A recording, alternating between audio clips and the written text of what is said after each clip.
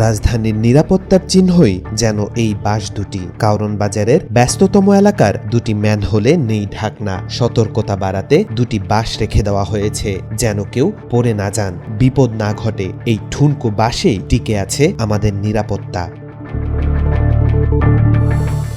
ঢাকা শহর যেন রূপ নিচ্ছে আকস্মিক মৃত্যুকূপে। কখনো খুলে পড়ে বিয়ারিং প্যাড, নির্মাণাধীন ভবন থেকে কারো মাথায় পড়ে ইট, আবার কখনো ক্রেনের গার্ডার পিষে মারে আমাদের। রাস্তায় নামলেই ঘিরে ধরে মৃত্যু আতঙ্ক।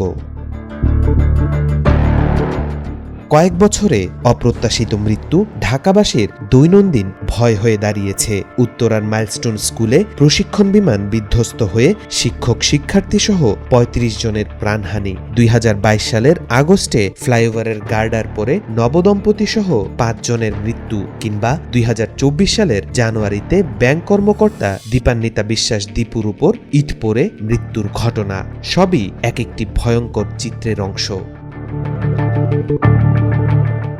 শুধু বড় দুর্ঘটনা নয়, ছোটখাটো আঘাতেও এই শহর কেড়ে নিচ্ছে জীবন। এবছরের এপ্রিলে মানিকনগরে অটোরিকশার ধাক্কায় নিহত হন সুমি নামের এক নারী। গত সপ্তাহে বনানীতে ময়লার গাড়ির ধাক্কায় প্রাণ হারান এক যুবক। পরদিন যাত্রাবাড়িতে পুলিশের রেকার গাড়ির চাপায় মারা যান মোটরসাইকেল আরোহী কাউসার আহমেদ।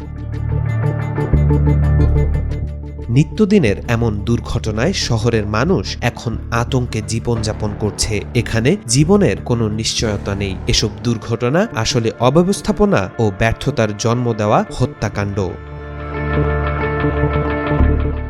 রাজধানী ঢাকার কারওয়ান বাজার এলাকা। প্রতিদিন প্রায় ৫ লাখ মানুষের আনাগোনা এই এলাকায়। সেই কারওয়ান বাজারের মতো ব্যস্ত জায়গার চিত্র এটা। দুইটা ম্যানহোলের উপরে কোনো ঢাকনা নেই। নিরাপত্তার স্বার্থে ২ গর্তে ২টা বাস রাখা হয়েছে। এটাই নিরাপত্তার চিহ্ন। অবহেলাজনিত শাস্তির বিধান না থাকায় কেউ দায় নেয় না। নির্মাণ কাজের সময় তদারকির দায়িত্বে থাকা সংস্থাগুলোর জবাবদিহি নেই বলেই এসব ঘটনা ঘটেই চলছে।